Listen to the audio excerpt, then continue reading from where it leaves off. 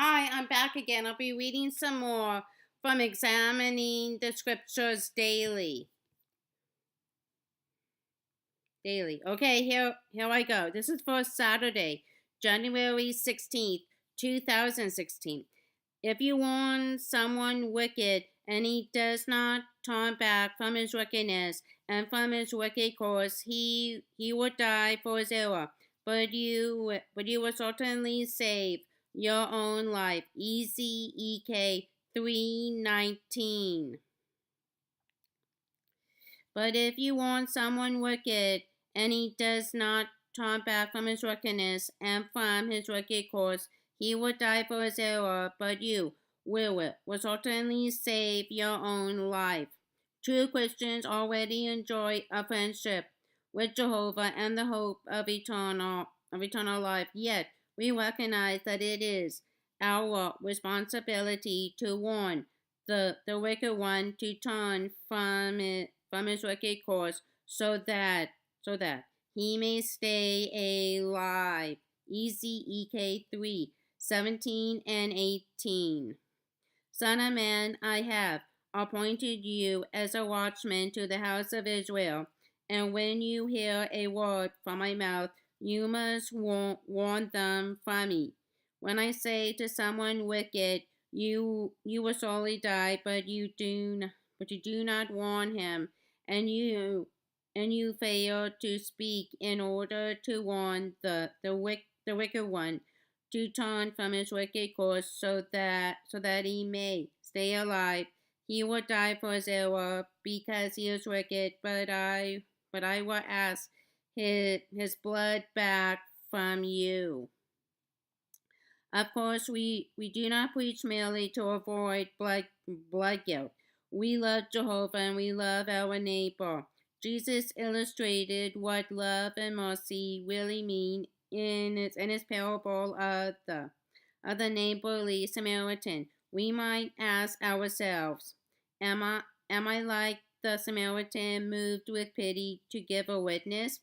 After all, we would never want to be like the priest and the Levite in the parable, excusing ourselves and going by on the opposite side. On the opposite side. Luke 10:25 to 37. Now look, a man versed in the law stood up to test him and said, Teacher, what do I need to do to inherit everlasting life? He said to him, What is written in the law? How do you read? In answer, he said, You must love Jehovah your God with your whole heart and with your whole soul and with your whole strength and with your whole mind and your neighbor as yourself. He said to him, You answered correctly. Keep doing this and you will get life. But wanting to prove himself righteous, the man said to Jesus, Who really is my neighbor? In reply, Jesus said, A man was going down from Jerusalem to Jethro and fell victim to robbers who stripped him, beat him, beat him, beat him, and went off, leaving him half dead. Now, by coincidence, a priest was going down on that road, but when he saw him, he passed by on the opposite side. Likewise, a Levite, when he came to the place and saw him, passed by on the opposite side. But a certain Samaritan traveling the road came upon him, and as seeing him, he was moved with pity. So he approached him and bandaged his wounds, pouring oil and wine on him. Then, then he mounted him on his own animal and brought him to an inn and took care of him. The next day he took out two denarii, gave them to the innkeeper, and said, Take care of him, and whatever you spend besides this, I will repay you when I return. Who are these three seems to you to have made himself neighbor to the man who fell victim to the robbers? He said the one who acted mercifully toward him. Jesus then said to him, Go and do the same yourself.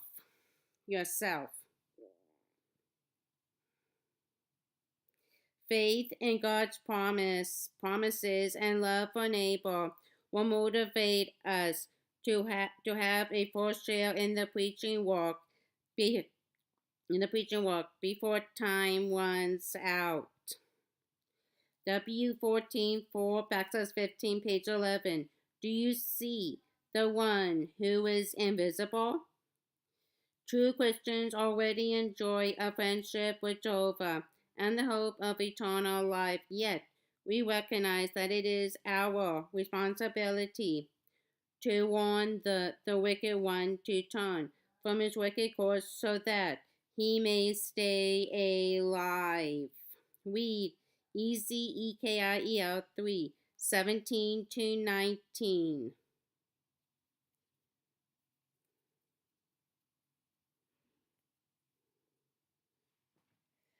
3. Easy.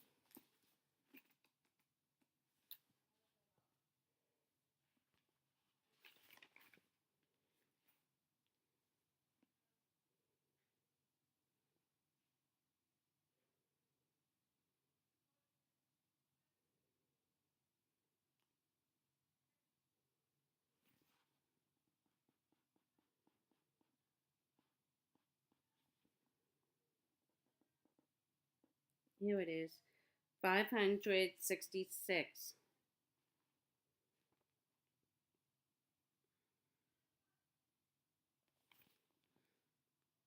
3.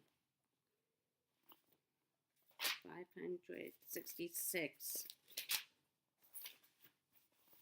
3. 17-19. 17.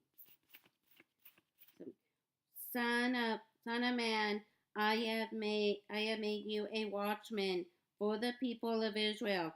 So hear the word I speak and get the warning from me. When I say to a wicked person, you will surely die, and you do not warn them or speak out to dissuade them from the evil ways in order to save their life.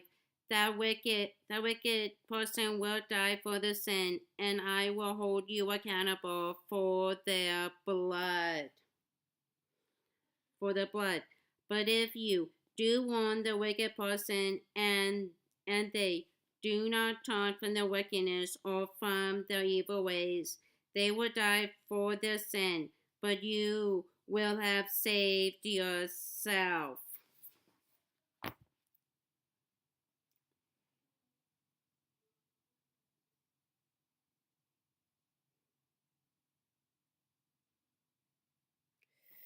Save yourself.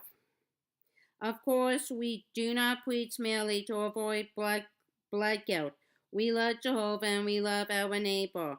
Jesus illustrated what love and mercy really mean in his parable of the neighborly Samaritan. We might ask ourselves, am I like the Samaritan, moved with pity to give a witness? After all, we would never want to be like the priest and the Levite in the parable, excusing ourselves and going by on the opposite side.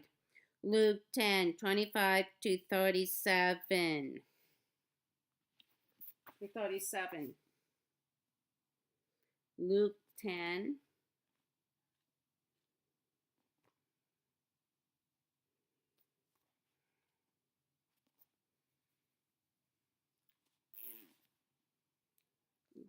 Luke 10:25-37. 25. On one occasion, an expert in the law stood up to test Jesus. Teacher, he asked, what must I do to inherit eternal life? What is written in the law? He replied. How do you read it? He answered, love the Lord your God with all your heart and with all your soul and with all your strength and with all your mind, and love your neighbor as yourself. You have answered correctly, Jesus replied. Do this and you will live. But he wanted to justify himself. So he asked Jesus, who is my neighbor? In reply, Jesus said, a man was going down from Jerusalem to Jericho when he was attacked by robbers. They stripped him of his clothes, beat him, and went away, leaving him half dead. A priest happened to be going down the same road, and when he saw the man, he passed by on the other side. So too a Levite, when he came to the place and saw him pass by on the other side. But a Samaritan, as he traveled, came where the man was, and when he saw him, he took pity on him. He went to him and bandaged his wounds, pouring on oil and wine. Then he put the man on his own donkey, brought him to an inn, and took care of him. The next day he took out 2 denarii and gave them to the innkeeper. Look after him, he said, and when I return, I will reimburse you for any extra expense you may have. Which of these three do you think was a neighbor to the man who fell into the hands of robbers? The expert in the law replied, the one who had mercy on him. Jesus told him, go and do likewise. And do likewise. Faith in God's promises and love for neighbor will motivate us to have a full share in the preaching work before time runs out. Okay, that's all for now. Bye bye.